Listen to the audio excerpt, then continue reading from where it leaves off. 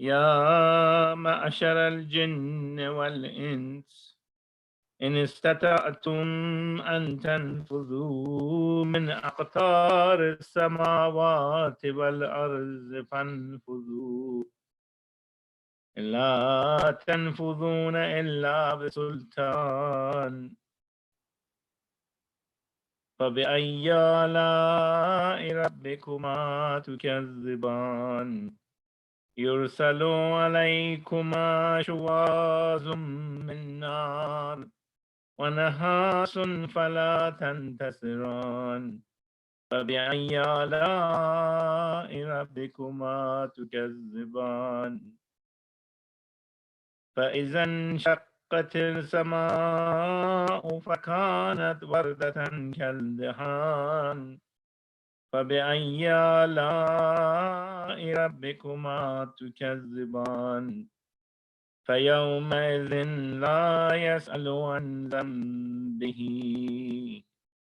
إنس ولا جان فبأي آلاء ربكما تكذبان يعرف المجرمون بسيماهم فيؤخذ بالنواصي والإقدام فبأي آلاء ربكما تكذبان هذه جهنم التي يكذب بها المجرمون يطوفون بينها وبين حميم آن صدق الله العلي صلوات اللهم صل على محمد وعلى محمد وعجل فرجهم. Tonight we also continue Surah Ar-Rahman, Surah number 55 in the Quran Majid, from Ayah 24 to Ayah 44. Inshallah, this will be the barakat for tonight's meeting, and everybody will have a good majlis in continuation of the Ramadan marathon.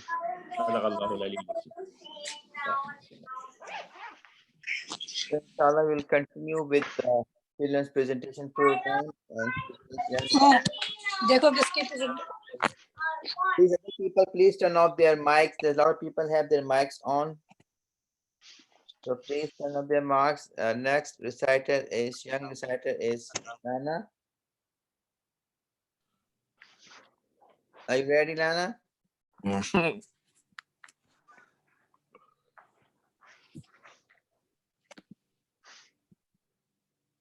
Jamila, you're not Lana. Yeah, I'm gonna actually play Lana. She did a video instead of live, so I'll play the video for her. Oh, it's not live.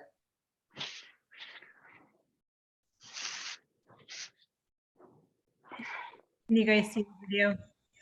Yes. Okay, thank you. Assalamu alaikum everyone. I'm going to recite Surah Masala. My name is Lauren. I'm 5 years old. Bismillahirrahmanirrahim. Tabbat yada Abi Lahabin wa tab ma akna anhu maluhu wa ma kasab siyasla naran zata lahab dhamratu hamalatal hatab fihi laha hablum masad masad. Thank you.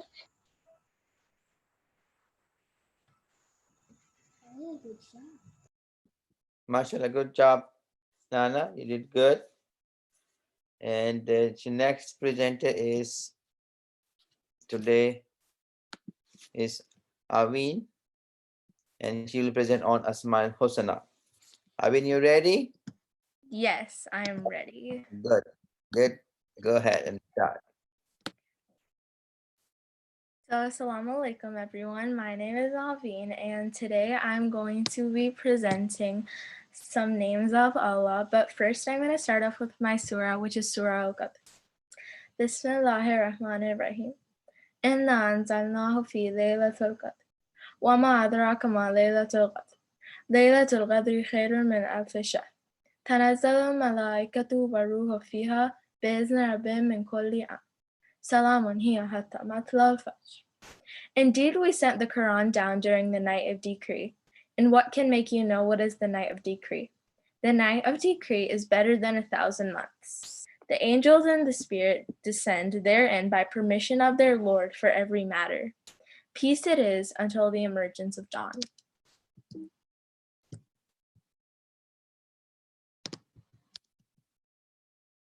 Just 1 second.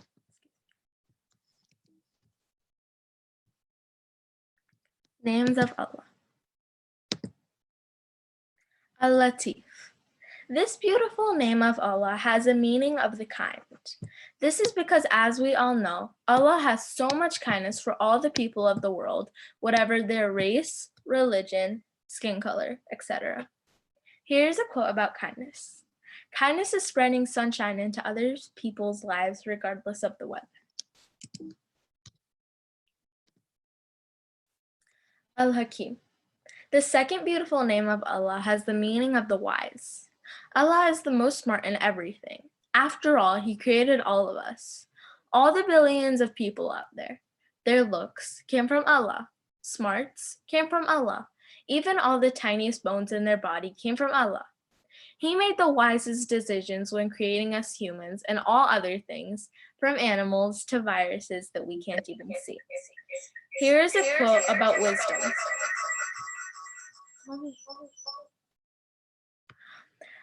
Here's a quote about wisdom.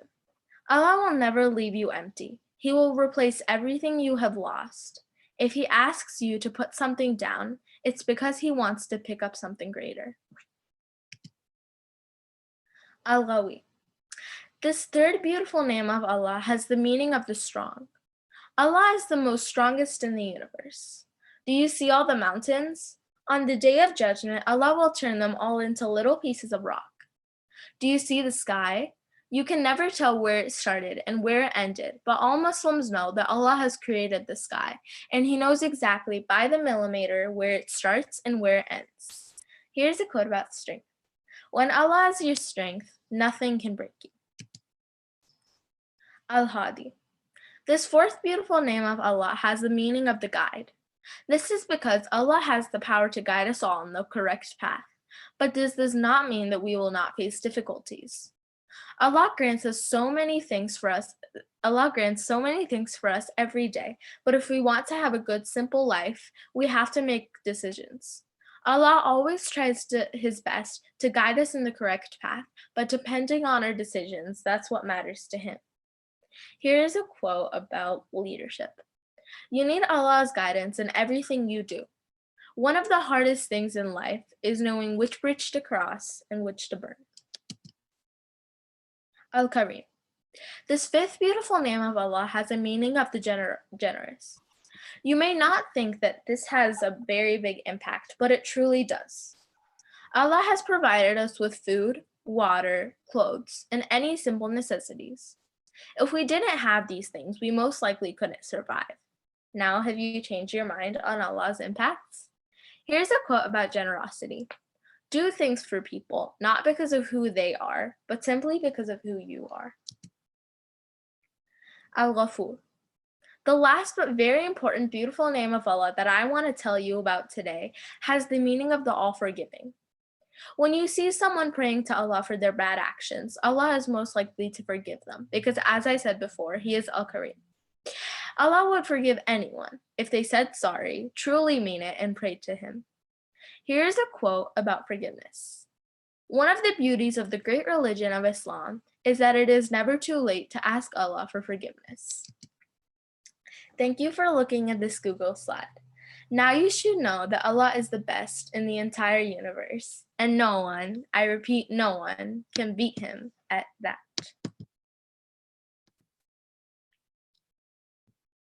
And that's my presentation. MashaAllah, great job, Amin. You did good. Thank you. And Nana did a good job reciting the surah. Both of you did a good job. And MashaAllah, for these kids making preparation and presenting every night, Allah will give them strength and bless them with their efforts and their families for helping them for participation and getting ready. Before we start the program, I have a quick announcement. Inshallah, since our activities are limited to Zoom activities, as everything is being still kind of locked down and things start to open up slowly and gradually, but we are still limited and not having any activity in the center. So some of the sisters decided to have a fun night on Saturday, the May 23rd for families, and we are announcing to hold a Kahoot night on Saturday at 10 o'clock for our Az-Zahra families. So I will encourage all the families to participate in that fun activity. That will be the Eid night or Chandrat for us. And as some of the people prediction, Eid most likely be on Sunday. Again, no promise, it's depend on the moon sighting. So I will ask Sister Zohra to explain a little bit how this thing works for those people like me who have not joined or played Kahoot before, since we have some time before Maulana comes and start lecture. So it would be nice to do that for us. Or inshallah, I can do that. So essentially, the Kahoot is an online game. It's broadcast on the web. There's a link that you can use from your phone, an iPad, or a laptop, or any electronic device that can access the web. We will give you guys a link to connect into our game online. If you have a computer and you go on to connect to Zoom, then you can use the phone to connect to the Kahoot app. So we would prefer that you sign in as a family. If you have multiple children and they each have a device, they can answer individually with each individual device. So if you at least have a computer to share the Zoom application, and then we can play the game online. So it's interactive. Your answers show up on the game. So you just need to connect to Zoom so we can communicate there. And then the online application for the actual game will be through the web. So any additional device like the phone or an iPad would suffice for that. Inshallah, we'll send the information, should be the same Zoom information that we will do the ID and everything will be the same as we're using currently. But then on Zoom, we'll give you the link for the ID to connect into the game, inshallah. And that will start around 10 o'clock on Saturday night. So what to clarify, so you need two devices to participate, play, and log on to Zoom. One to log on to the game and one to log on to Zoom, right? Correct. I think it would just be hard if you use your same device to log into Zoom, then you're going to have to toggle back and forth to see the Kahoot game. So unless you can minimize Zoom, you can do that. Whatever works best, it's just easier to have a second device to link into the game and then your computer or whatever to watch on Zoom as we play together. So every individual family members can log on as being individuals, so they will count it under one family. They can log in individually if they want to submit separate answers. So for example, we can make multiple teams. So there can be teams within families or one family can be one team. So we can provide more detail. I don't think we have that set exactly as to whether we want to do each family as one team or multiple teams within the family. But inshallah, if they have multiple devices, like if each child has their own device, or if they want to answer as a family, that's either way would work fine. We have no preference. It's just whatever the kids want to do. I think if they answer individually, it will be more rewarding for them. But if they want to answer as a family, some of the kids are very young. Like in my class, the 5 and 6 year olds may not be able to navigate the device themselves, so they would play as a family.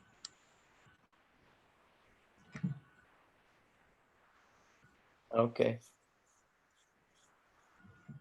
I think I'll think about making a WhatsApp group for Kahoot night for Saturday, and people can join that group so we know they will be participating, and the game night will give us some time and names of families and participants to organize a little more.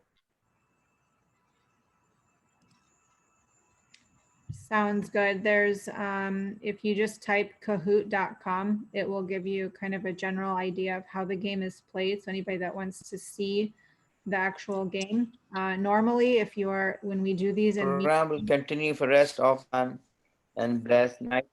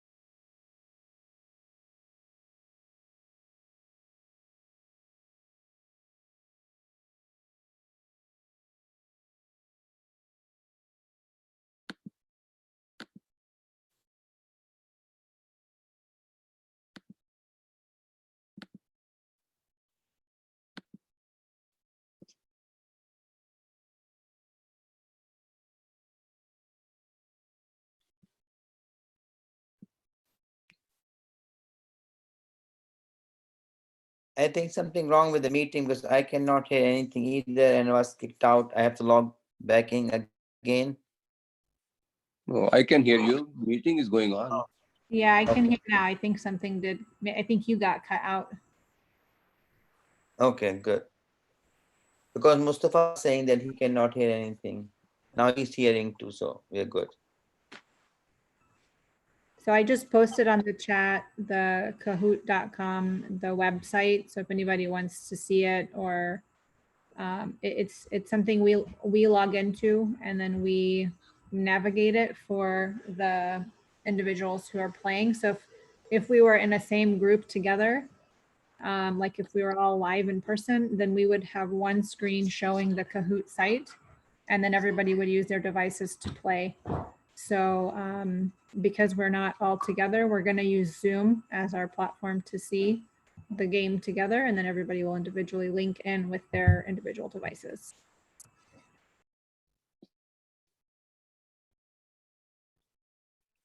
Thank you, Zohra, for your explanation. I think it will help for people who have not played so far.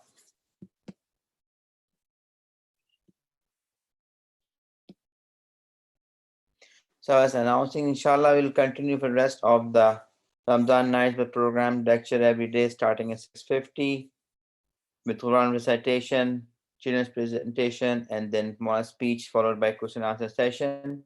And we continue with the dua after the 10 o'clock. And I think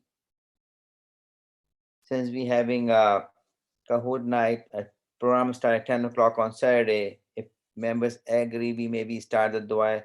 It's at 9:30 that day and try to finish it by 10 o'clock is possible. I will check with Murad Mustafa what he think about to starting dua instead of canceling. You mean by do a little bit early around 9:30.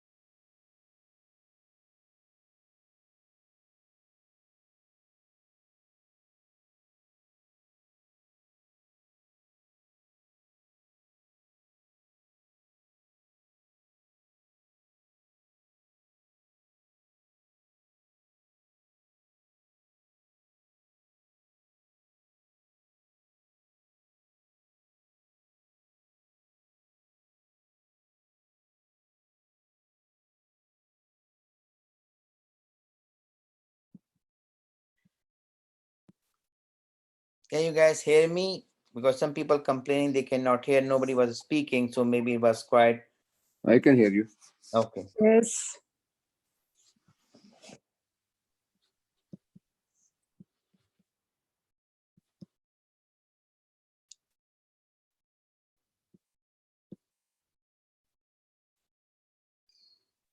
Marghoob, you want to present some poetry till Maulana joins us? Okay, sure. Do it not for Prophet Muhammad sallallahu alaihi wasallam.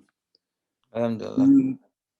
میرا تو سب کچھ میرا نبی ہے، میرا تو سب کچھ میرا نبی ہے، سیاہیاں مجھ میں داغ مجھ میں جلیں اسی کے چراغ مجھ میں، اساسائے قلب و جاں وہی ہے، میرا تو سب کچھ میرا نبی ہے، میرے گناہوں پہ اس کا پردہ وہ میرا امروز میرا فردہ، ضمیر پر حاشیے اسی کے شعور بھی اس کا وضع کردہ، وہ میرا ایمان میرا تیقن وہ میرا پیمانہ تمدن وہ میرا معیار زندگی ہے، میرا تو سب کچھ میرا نبی ہے، ازل کے چہرے پہ نور اس کا ظہور عالم ظہور اس کا، خود اس کی آواز کشتہ حق خود اس کی تنہائی طور اس کا، بہت سے ذی احترام آئے خدا کے بعد اس کا نام آئے، وہ اولی ہے وہ آخری ہے، میرا تو سب کچھ میرا نبی ہے، وہ میری منزل بھی ہم سفر بھی وہ سامنے بھی پس نظر بھی، وہی مجھے دور سے پکارے اسی کی پرچھائی روح پر بھی، وہ رنگ میرا وہ میری خوشبو میں اس کی مٹھی کا ایک جگنو، وہ میرے اندر کی روشنی ہے، اللہم صلی محمد Assalamu alaikum, Sheikh. How are you today? Alhamdulillah, how are you? Alhamdulillah. So inshallah, whenever you're ready. So it's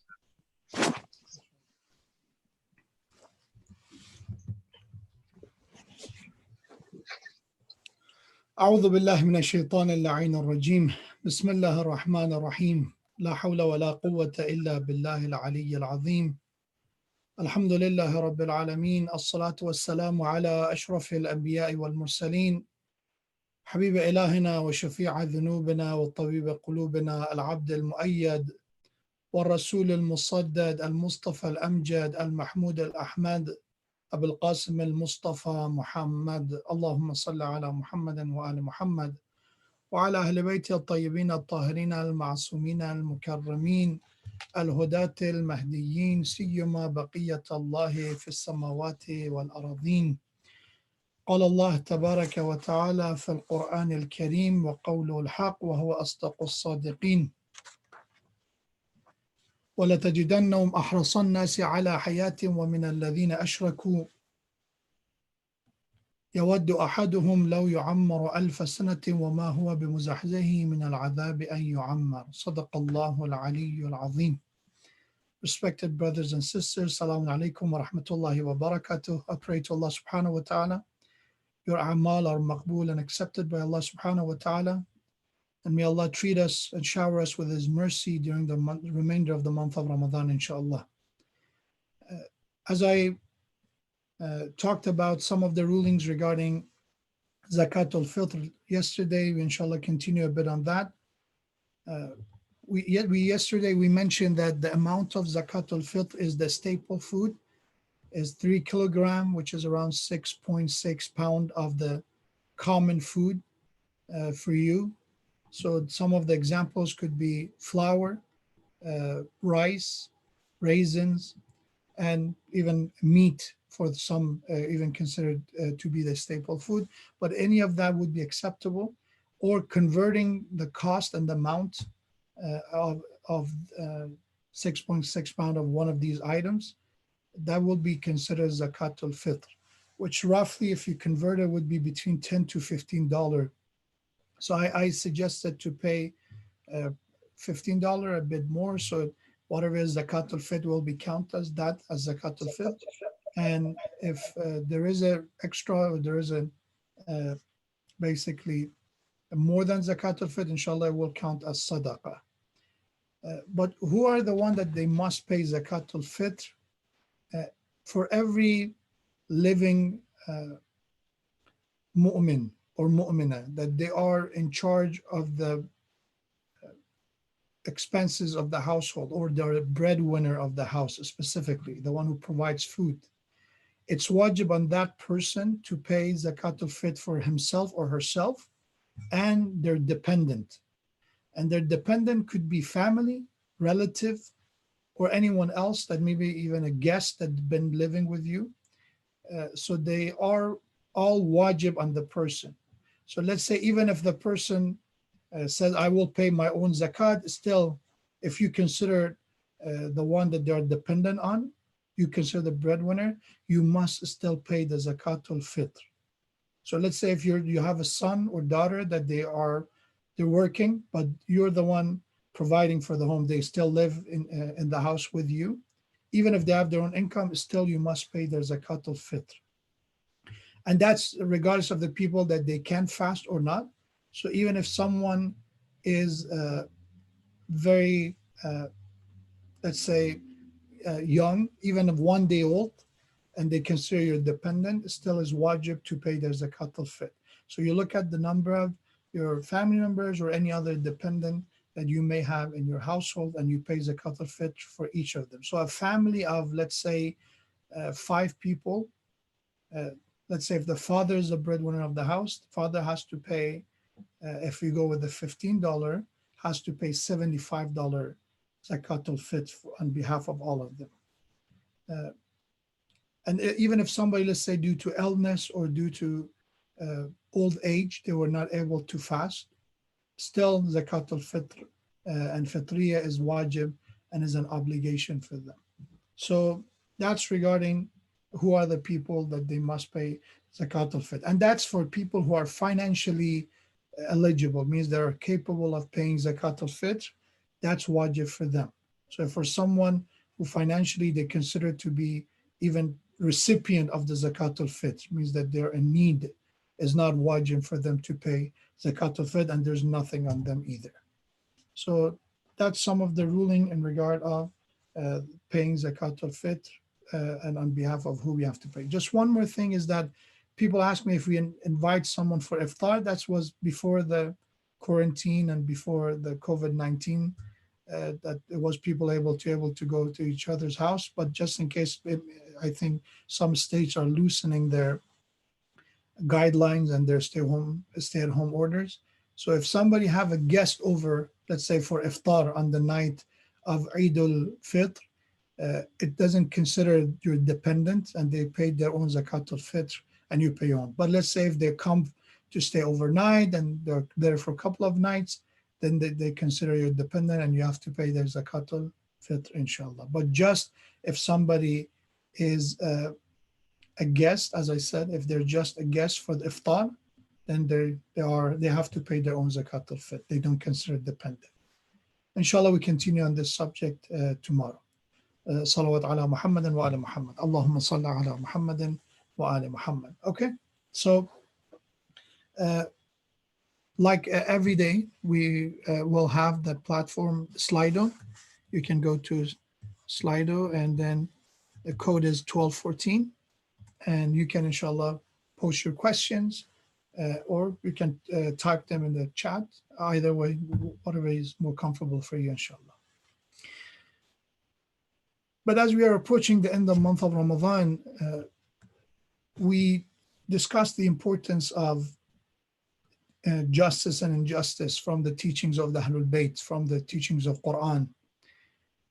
And it is important to pay attention to that, because ultimately how fair and how just we are with ourselves, with the rest of creation, and with Allah subhanahu wa ta'ala, it will make a huge difference in the outcome of our life, in the way of our life, in our lifestyle. And ultimately, inshallah, it will benefit us to learn how to deal with injustice in life in general. So we talked about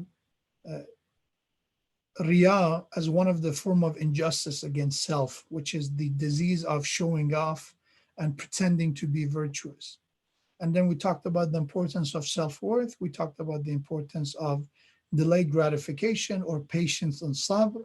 And from sabr, we eventually talked about how we can implement and teach patience to our children, and even exercise patience ourselves. We talked about the importance of farming and dealing with the nature, get a close contact, observation of the nature. These are some ways that it would help us to understand that in order to see the result of our actions, especially when it comes to our good deeds, patience is the key to see something through, rather than looking for a quick payday, looking for instant gratification. On the continuation of that subject, if you remember, we talked about that with impatience, there's another disease that Quran talks about in Surah Ma'arij, which is the disease of greed. The Quran says, "Innal insana khuliqa halu'a." Indeed, human being was created halu'. And the halu' is referred to greed and impatience together. That the person who's greedy don't have the patience and don't have the ability to tolerate spending what they accumulate of wealth. So our subject today specifically is on the subject of greed. There are a bit of misunderstanding that there are unfortunately those who think that everything in regard of working for dunya, it's greed. So we should not work, we should not get a better job, we should not have ambition to, let's say, financially do better. That's against the teachings of Quran or Ahlul Bayt, which is absolutely wrong. When you look at the teachings of the Ahlul Bayt alayhi salam, there were examples, as I mentioned yesterday. Our Imam Ali alayhi salatu wasalam, was a man of work that even with his own hand, he would work, and he freed 1,000 slaves in his lifetime.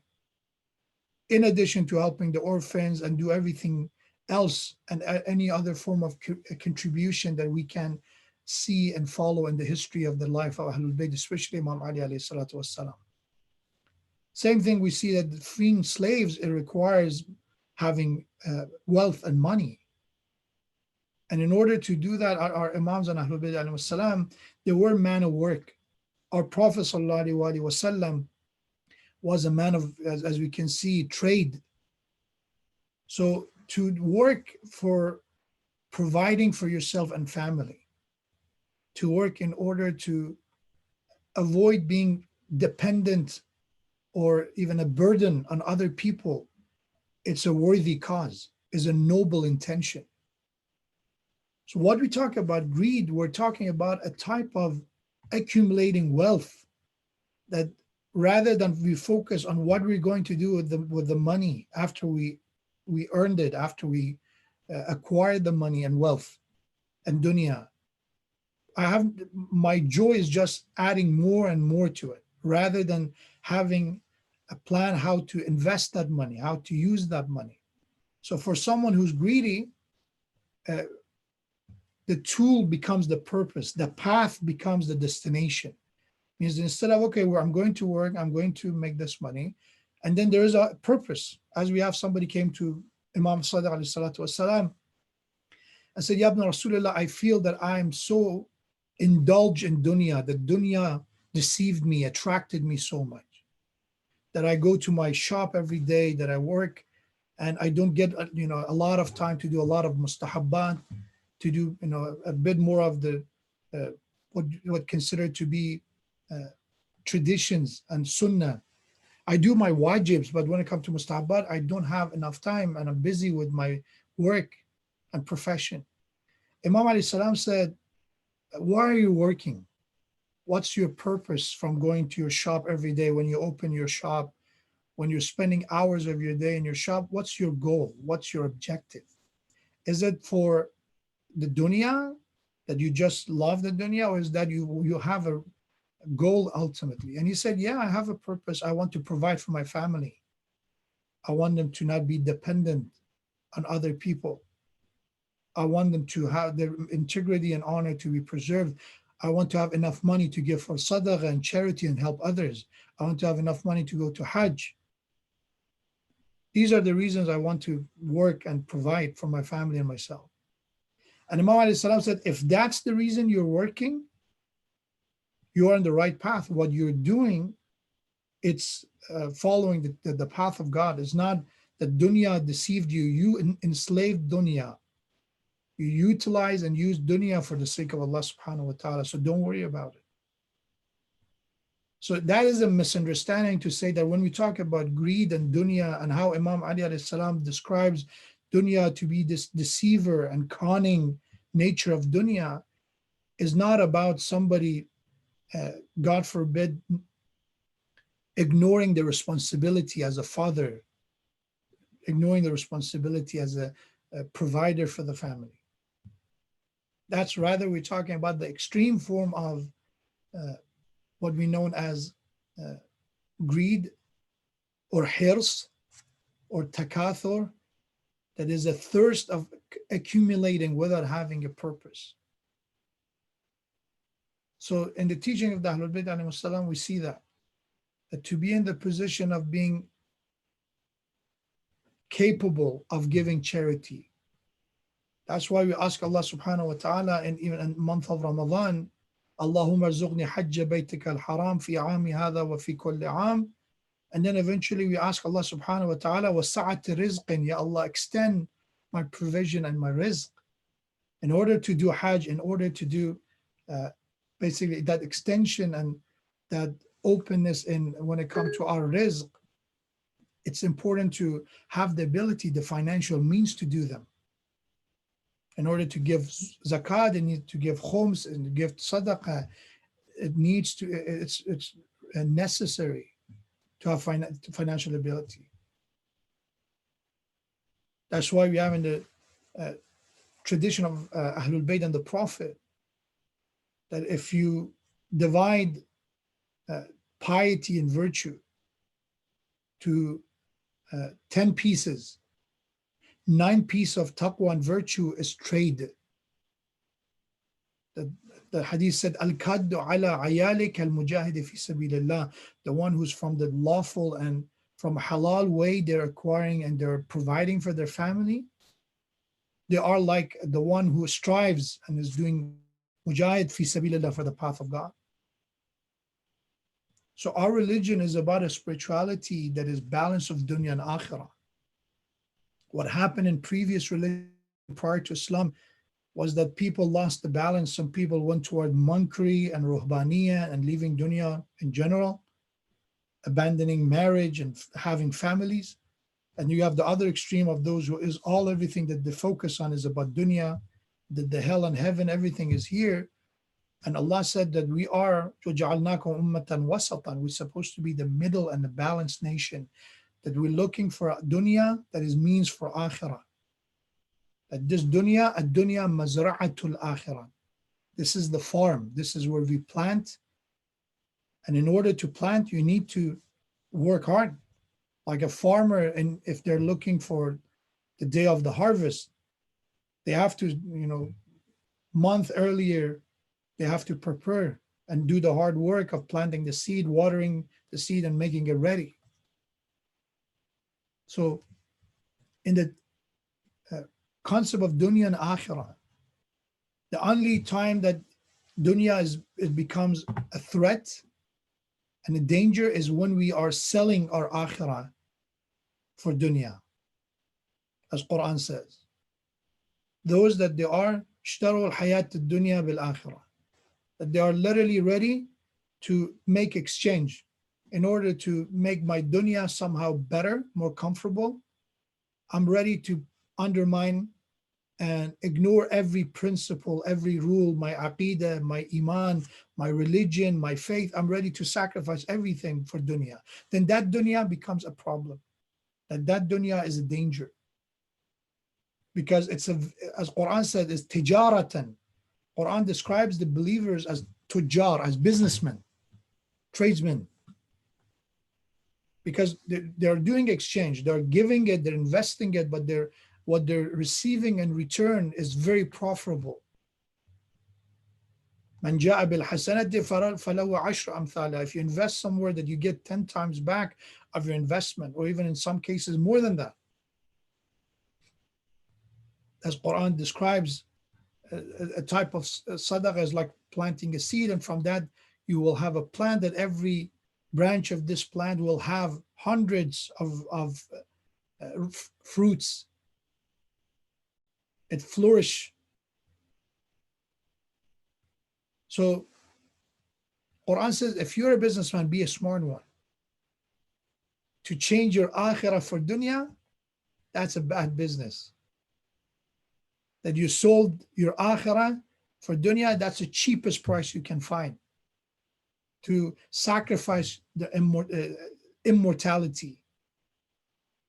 Khalidina fiha, right? That immortality of salvation, success, you change it with limited years of this dunya. That's what happens. That's a bad trade. And shaitan has tried to convince us through temptation and waswasa that that's a good deal. Why? Because if you do something for dunya, you see it right away. Remember the instant gratification. You commit a sin, God forbid any of the sins, and you see the result right away. But when you do something like charity, when you do something good like building a school, building an Islamic center, building a hospital, doing something selfless, you don't see the result that you want. But when you commit a sin, you enjoy it. That short time living of joy is the trick of shaitan. So in this surah, Allah subhanahu wa ta'ala says, إِنَّ الْإِنسَانَ خُلِقَ هَلُوعًا إِذَا مَسَّهُ الشَّرُّ جَزُوعًا وَإِذَا مَسَّهُ الْخَيْرُ مَنُوعًا. That we created human being to have that nature of being greedy. That's the part of fujur and taqwa together, right? That part of our nature is that we have inclination toward good. We have inclination to be pious, to be virtuous, and then at the same time, our animal aspects of our existence, the haywaniyat, is the part that is pushing us to embrace corruption, embrace indecency, embrace hawa and desires, lowly desires. So Quran said that's what it is, the human being about, that is greedy and impatient. إِذَا مَسَّهُ الشَّرُّ جَزُوعًا. When this touched and some kind of calamity touches them, befalls them, they are beginning to express ungratefulness, unhappiness. وَإِذَا مَسَّهُ الْخَيْرُ مَنُوعًا. And when they're touched by blessing, when they are somehow Allah subhanahu wa ta'ala bless them, some kind of khair and good reaches them, they become stingy. They prevent and they stop helping others or contributing to good causes. So that's why we have to learn about this concept as well. Because wealth, the justice about wealth and dunya is to be used for the right cause. That's what it is about. And if we have then in the definition of israf, to be wasteful.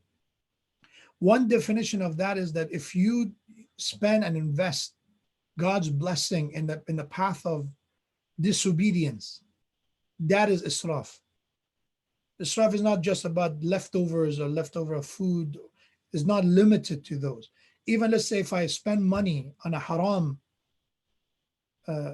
entertainment, haram investment, anything, that is israf too, because that was not meant to be invested for that cause.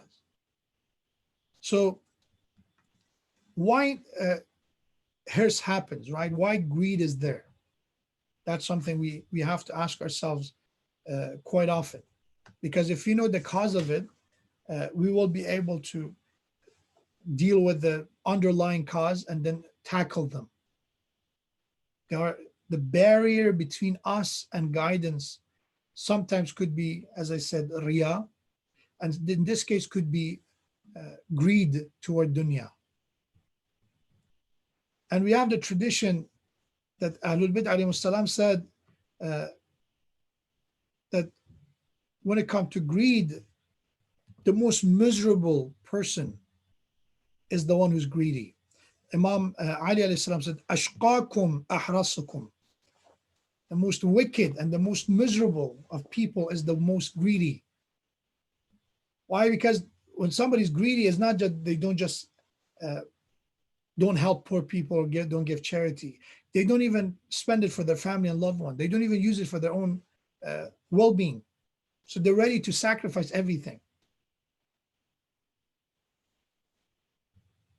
And then the hadith of Ahlul Bayt alayhim salam continue that رُبَّ حَرِيصٍ قَتَلَهُ حِرْصُهُ. There are so many greedy people that their own greed becomes their killer. They're ready to exhaust themselves over work, as we know as workaholics.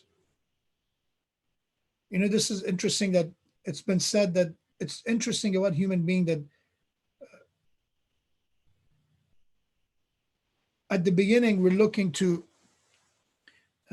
work and we're ready to give everything, including our youth, including our best days and hours of our lives, our time, to make money, to make wealth, to become rich, to get rich.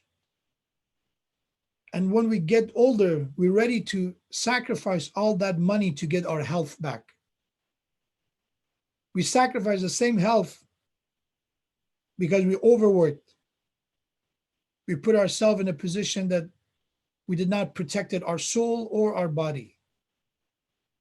And then the same person is ready to sacrifice everything in wealth to give, pays thousands, hundreds, and millions in order to get some kind of normalcy and health back. That's it. It's so amazing about human being. So that's why that the greed could be a silent killer. That without you knowing, you are destroying yourself. That's why in the tradition of Ahlul Bayt, balance is important, that you have time to rest. You have time with your family. You have time with Allah. And you have time for work and everything else. Everything must have their own place. So the causes that have been mentioned is that the first one that people end up becoming greedy is because we are creatures that we are meant to love, to be loved and to love. And we have in tradition of Ahlul Bayt, هل الدين إلا الحب, is religion anything beside love? Love of Allah, love of those who love Allah.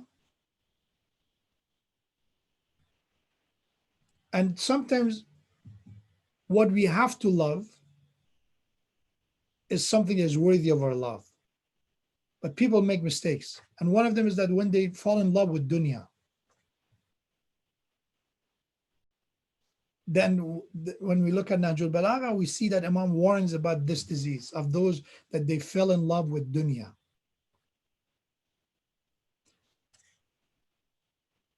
And once somebody fell in love with dunya, dunya is not a loyal friend. من لهج قلبه بحب الدنيا التاط منها بثلاث.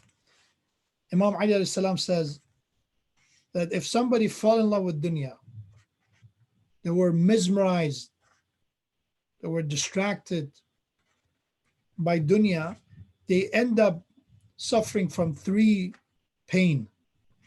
Number one, hammun la yaghubbu. First is a grief and a sorrow that will not leave him alone. Because anything in dunya is not meant to last. As we have the comparison between wealth and knowledge, is that when you have knowledge, your knowledge protects you. But when you have wealth and you fall in love with that wealth, you care too much about it.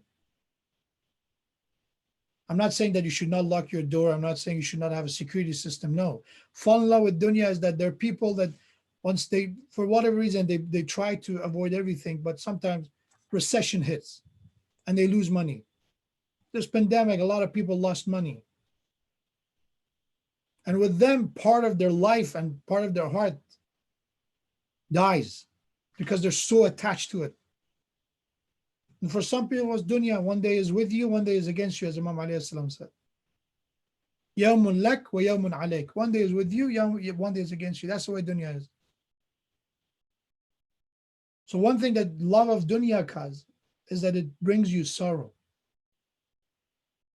Second, wa hirsun la yatrukuh. The second pain that it causes, love of dunya, is that it make you greed that continuously occupies you.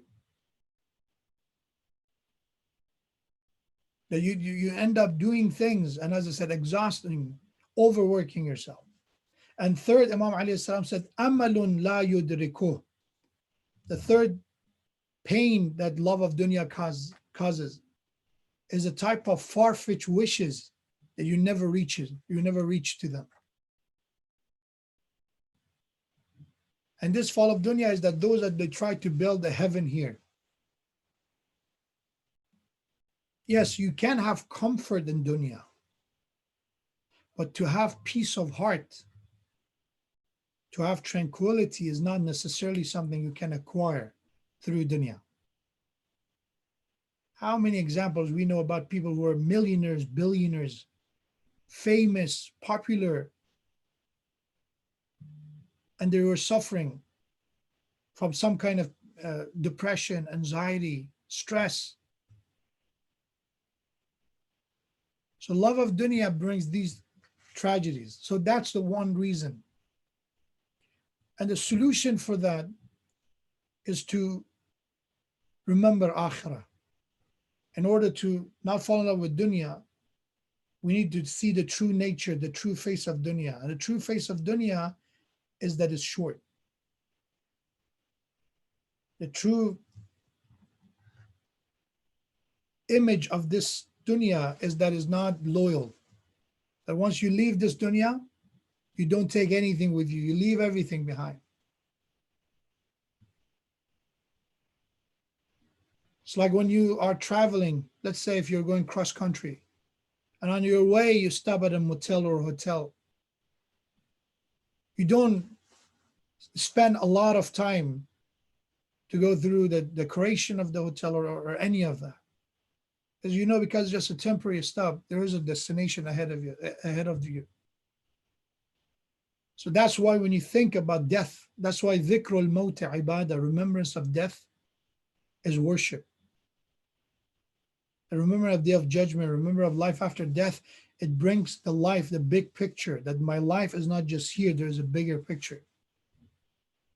That's why it's recommended to participate in ghusl. I know, once again, it's not just for now, it probably is more difficult or not even possible for some people to do it now, but inshallah later on, hopefully once we have all this behind us, to participate in ghusl is mustahab. As a mu'min, it's not just responsibility of the scholar or the leaders of the community. Just volunteer with the permission of the families.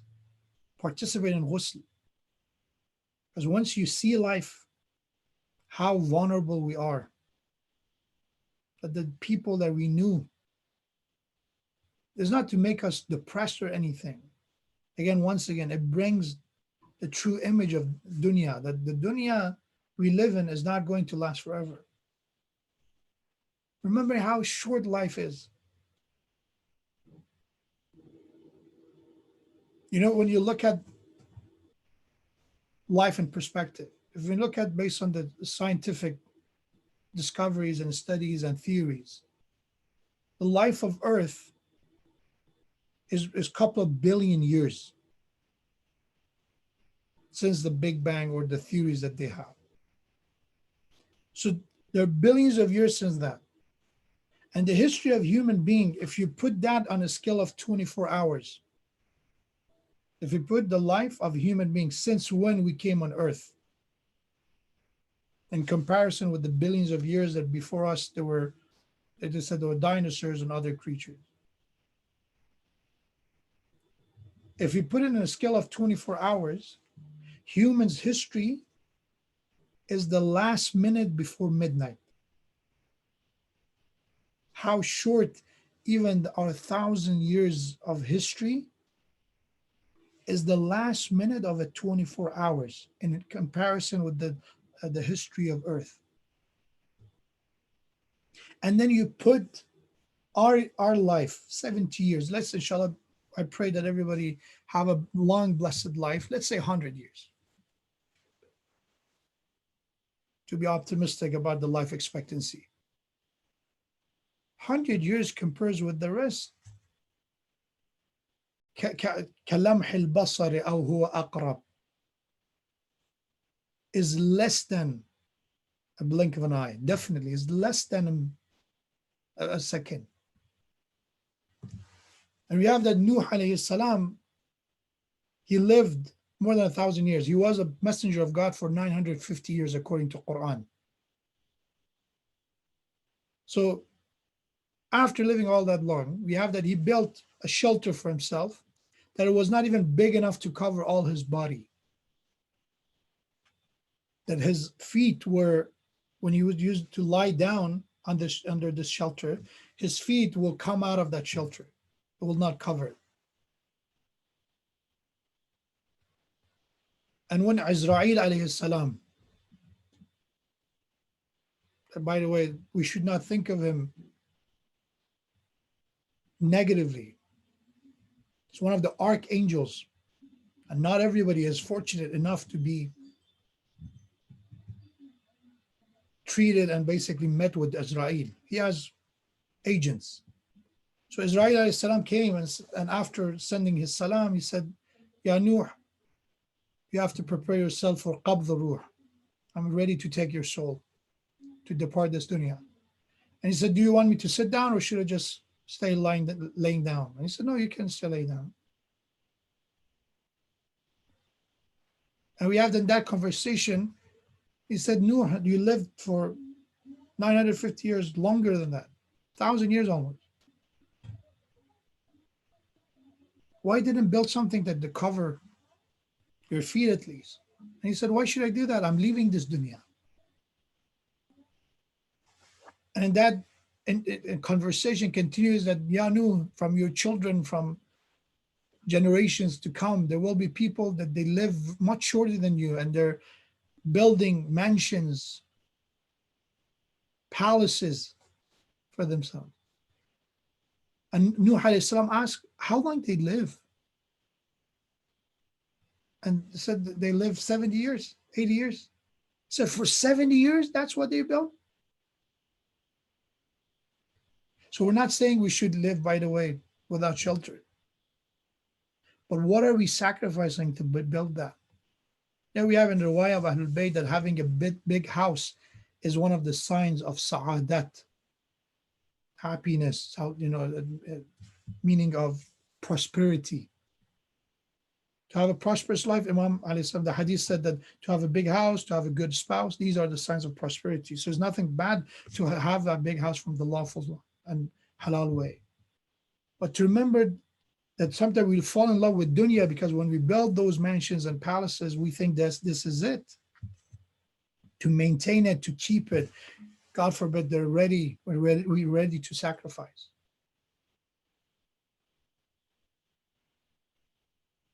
So we ask Allah subhanahu wa ta'ala, inshallah, to grant us freedom from the disease of greed,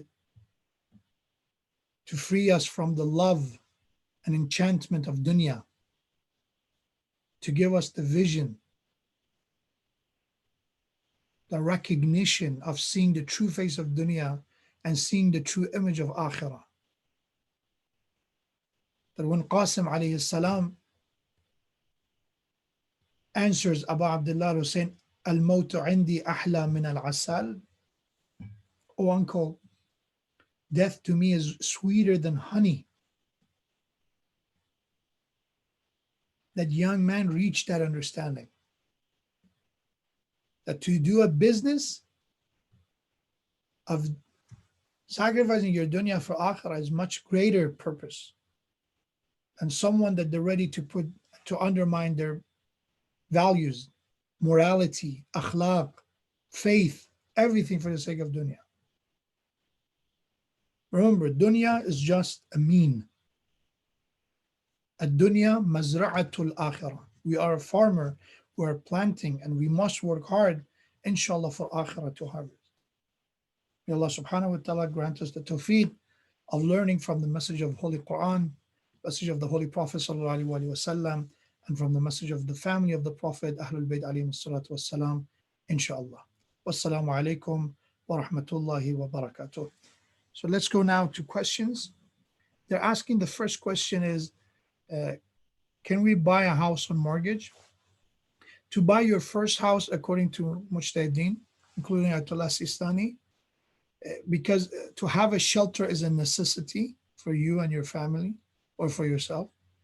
To buy your first house, it is permissible to buy a house even with mortgage for two reasons. One is that is usr and haraj, is an unbearable difficulty to is almost not possible for somebody. For many people, it's impossible to have all the money at once and then be able to buy a house. So that's not an option. So that's the only way they can actually get a house, to go through mortgage. So for that reason, it's permissible. Secondly, is that when you buy a house, usually there's an interest rate. And with that comes that they tell you that if you're doing it 15 years, 20 years, or 30 years, this is how much you end up paying after 30 years. For example, if a house value is 200,000, after 30 years, you will pay with what they call the interest rate, you will pay 350. So what you do is when you make that contract, you do it with the intention of, okay, I'm going to buy this house for $350,000 in 30 years. And that's Islamically permissible. To buy something with a different price value in time, that's permissible. That's not interest. So let's say if you want this item cash, right now it's $2. But if you want to pay it in a month, this value of this in a month will be $4. That's permissible as long as it's fair. So yes, it is permissible through that rule of especially usr and haraj, the unbearable difficulty. Okay, so let me see if I have any question on the Slido. Bismillah ar-Rahman ar-Rahim.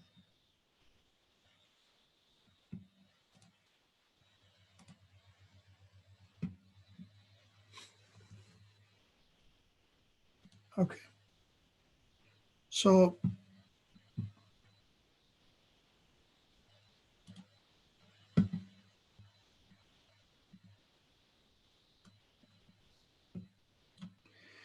the first question they asked me is that in Surah Abasa, the first ayah said he frowned and turned away his face. Who is he? There is a difference of opinion among mufassirin, the tafsir of this ayah, that who is he. One is that, especially the one that is, I think it's more compatible with the character of the Prophet, is that it was a companion of the Prophet. That when a blind man, Abasa wa tawalla an ja'ahu al-a'ma, when a blind person came and sat down and he frowned. So it was a companion of the Prophet that this ayah revealed. And some say, that's even from Shia and Sunni Mufassirin, that was the Prophet. And Allah subhanahu wa ta'ala corrected him. And that was a tarka awla. But one thing that those who are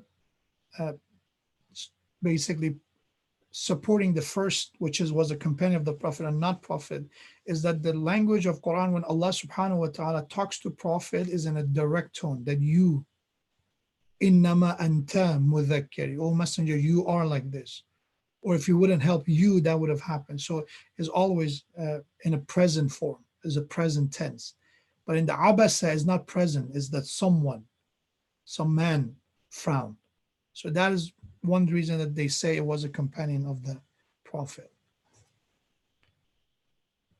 So there are two opinions in the tafsir. I just want to know that there's a first that I also mentioned.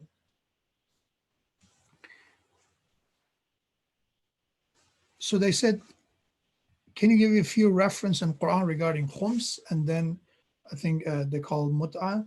So the khums is in beginning of Juz 10.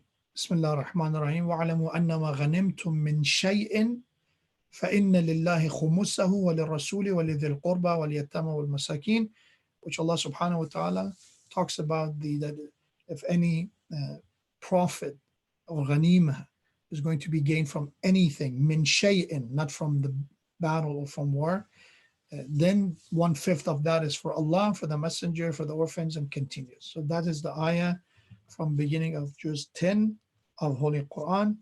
That's the one that directly talks about khums in Quran. So it's verse 41 of Surah Anfal.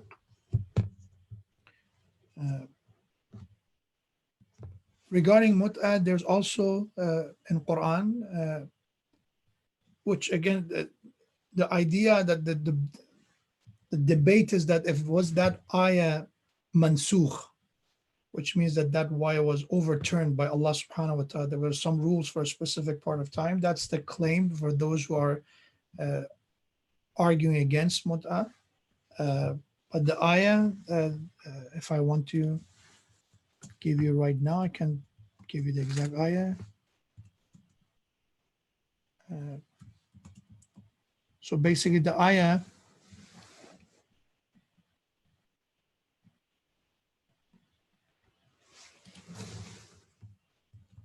let me just a second. Oh, okay, so okay.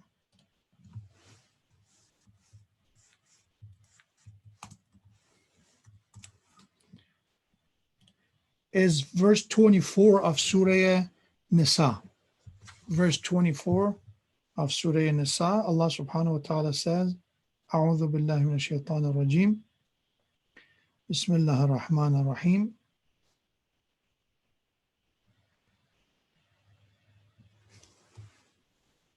فَمَا اسْتَمْتَعْتُمْ بِهِ مِنْهُنَّ فَآتُوهُنَّ أُجُورَهُنَّ فَرِيضَةً. That ayah is the one that is referring to Aqd Muwaqqat, what is known to be the Aqd Muwaqqat. Let me make sure I have the questions back. Okay.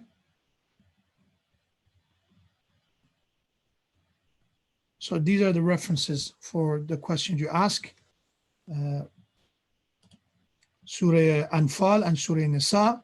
But one thing, those who tried that, they argue that some other verses later on came in and kind of overturned those.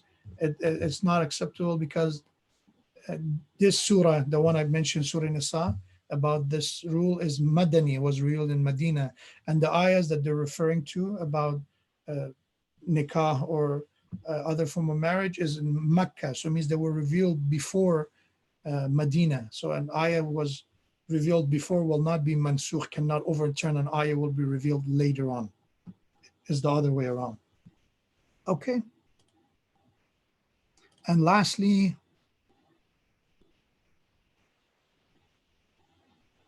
so when to open a fast after leaving city of residence, after noon prayers or after Dhuhr and Asr prayers, especially when flying across different time zone.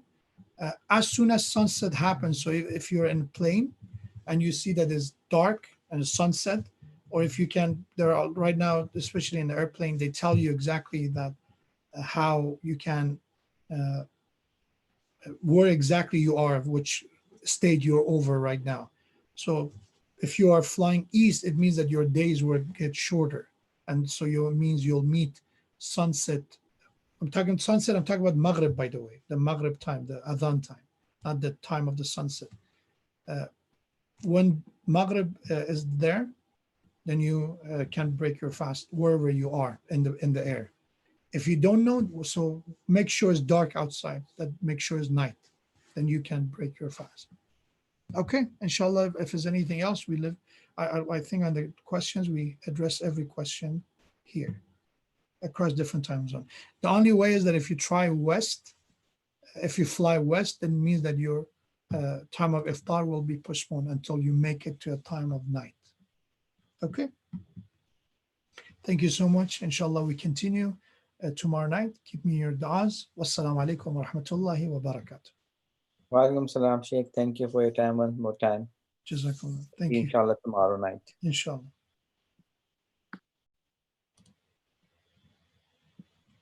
Quick announcement reminding about dua tonight at 10 o'clock, dua iftitah and Zata Ashura.